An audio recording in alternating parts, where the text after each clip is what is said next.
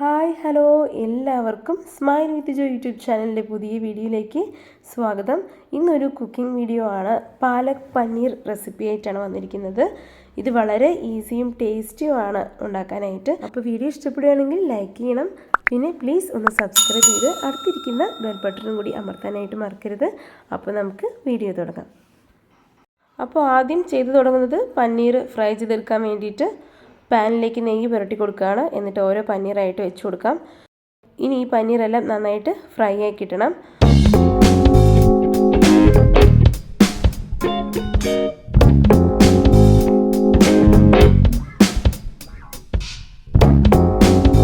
ഇതിനോടൊപ്പം തന്നെ ചെയ്യാനുള്ളത് പാലക്ക് വേവിച്ചെടുക്കുക എന്നുള്ളതാണ്. അപ്പോൾ അതിനായിട്ട് വെള്ളം വെച്ചിട്ടുണ്ട്.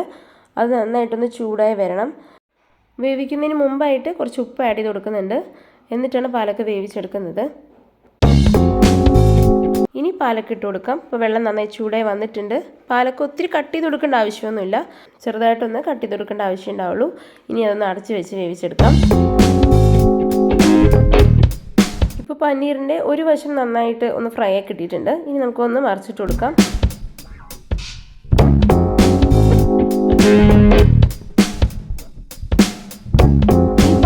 കഴിക്കുന്നതിലൂടെ നമ്മുടെ ബോഡിക്ക് കിട്ടുന്ന ബെനിഫിറ്റ്സിനെ കുറിച്ച് പലർക്കും അറിയുമായിരിക്കും. എന്നാലും അറിയാത്തവർക്ക് വേണ്ടിയിട്ട് ഞാനൊന്ന് പറയുകയാണ്. നമ്മുടെ പ്രതിരോധ ശക്തി വർദ്ധിപ്പിക്കാനും പിന്നെ അയൺ ഡെഫിഷ്യൻസി ഉള്ളവർക്കും പിന്നെ കണ്ണിൻ്റെ കാഴ്ച ശക്തി വർദ്ധിപ്പിക്കാനും ഒക്കെ വളരെ നല്ലതാണ് ഈ പാലക്ക് കഴിക്കുന്നത്.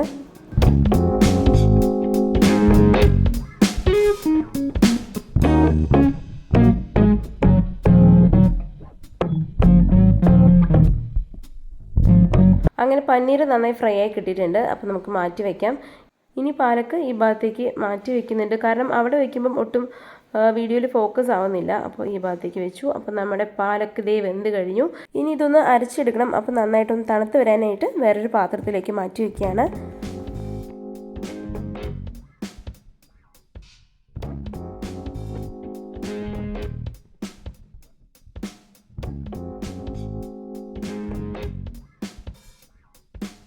എന്നിട്ട് പാനിലേക്ക് എണ്ണ ഒഴിച്ചു കൊടുക്കാം. പിന്നെ ഈ ഒരു റെസിപ്പിക്ക് അധികം സ്പൈസി ആവശ്യമില്ല എന്ന് എനിക്ക് തോന്നിയിട്ടുണ്ട്. അപ്പോൾ ഞാൻ അധികം ഈ മുളക് പൊടി അങ്ങനെയൊന്നും ആഡ് ചെയ്യുന്നില്ല.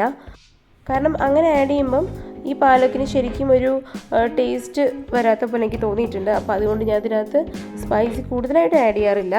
അപ്പോൾ ഇത് എണ്ണ ചൂടായി കഴിഞ്ഞു. ഇനി അതിലേക്ക് 2 പട്ട പിന്നെ 2 ബേ ലീഫ് ഇത് രണ്ടും ഇട്ട് കൊടുത്തു. എന്നിട്ട് 1 ടീസ്പൂൺ ജീരകം കൂടി ആഡ് ചെയ്ത് കൊടുത്തിട്ട് നന്നായിട്ടൊന്ന് ചൂടാക്കി എടുക്കുകയാണ്.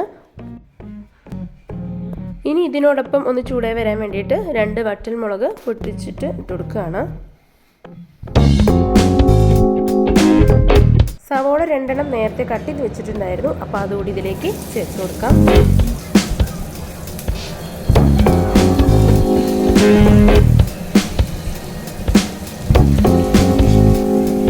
ഇനി പെട്ടെന്ന് വഴണ്ടി കിട്ടാൻ വേണ്ടി കുറച്ച് ഉപ്പ് ആഡ് ചെയ്ത് കൊടുക്കുന്നുണ്ട്.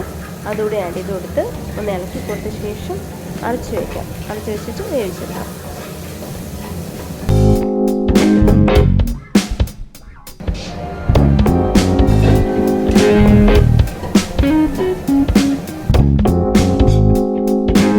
ഈ സവോള ഗോൾഡൻ കളർ ആവുന്ന രീതിയിൽ വരെ വഴറ്റിയെടുക്കേണ്ട ആവശ്യമൊന്നും ഉണ്ടാവില്ല. അപ്പോൾ ഒന്ന് ചെറുതായിട്ടൊന്ന് വഴണ്ടി വന്നിട്ടുണ്ട്. ഈ ഒരു സമയത്ത് നമ്മളൊരു 5 വെളുത്തുള്ളി പിന്നെ ഒരു ചെറിയ തുണ്ടി ഇഞ്ചിയും കൂടി ചതച്ചെടുത്ത ശേഷം ആഡ് ചെയ്ത് കൊടുക്കുകയാണ്. ഇനി ഇഞ്ചി വെളുത്തുള്ളി എല്ലാം മൂത്ത് വന്ന ശേഷം നമുക്ക് പൗഡേഴ്സ് ഓരോന്നായിട്ട് ആഡ് ചെയ്ത് കൊടുക്കാം. അപ്പോൾ മഞ്ഞൾപ്പൊടി ഒരു 1/2 ടീസ്പൂൺ ആഡ് ചെയ്ത് കൊടുക്കുന്നുണ്ട്. പിന്നെ മല്ലിപ്പൊടി 1 ടീസ്പൂൺ ഇങ്ങനെയാണ് ആഡ് ചെയ്ത് കൊടുത്തിരിക്കുന്നത്. അപ്പോൾ ഈ 2 പൗഡേഴ്സ് മാത്രമേ ഇതിൽ ആഡ് ചെയ്ത് കൊടുക്കുന്നുള്ളൂ. ഇനി ഇതെല്ലാം ഒന്ന് വഴറ്റിയെടുക്കുക.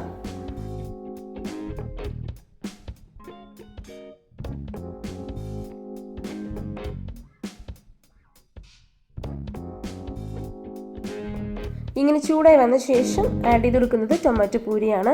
ഇതിനായിട്ട് ഞാൻ 1 ടൊമാറ്റോ വലിപ്പമുള്ളതാണ് എടുത്തേക്കുന്നത്.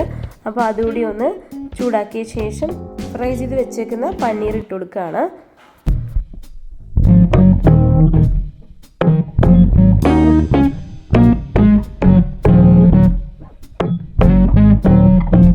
ഇനി ഇതെല്ലാം കൂടി ഒന്ന് യോജിപ്പിച്ച് കൊടുത്ത ശേഷം നമ്മൾ നേരത്തെ മാറ്റി വെച്ചിരിക്കുന്ന പാലക്ക് അരച്ചെടുത്തിട്ടുണ്ട്. അതുകൂടി ആഡ് ചെയ്ത് കൊടുക്കാം.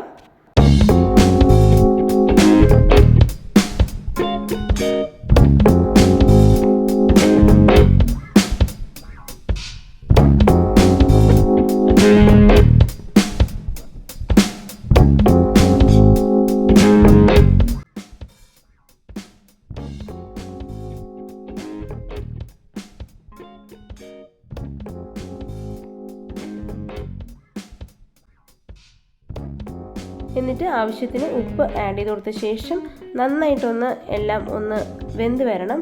അപ്പോൾ അതിനായിട്ടൊന്ന് അടച്ച് വെച്ച് ഒരു 10 മിനിറ്റ് വേവിച്ചെടുക്കണം ഇതെല്ലാം കൂടി.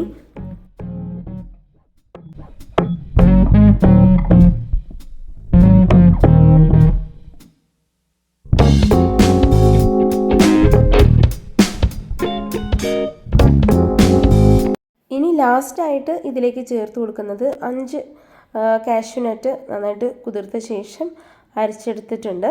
അത് ഇതിലേക്ക് ഒഴിച്ചു കൊടുക്കാം.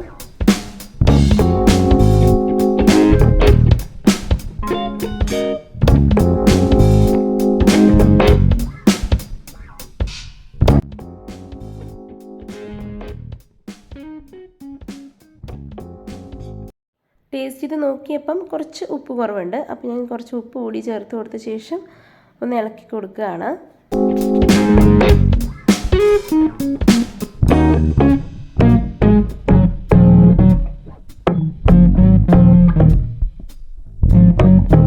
അങ്ങനെ പാലക് പനീർ റെഡിയായി കഴിഞ്ഞു. ഇനി നമുക്കിതൊരു സെർവിങ് ബൗളിലേക്ക് മാറ്റാം.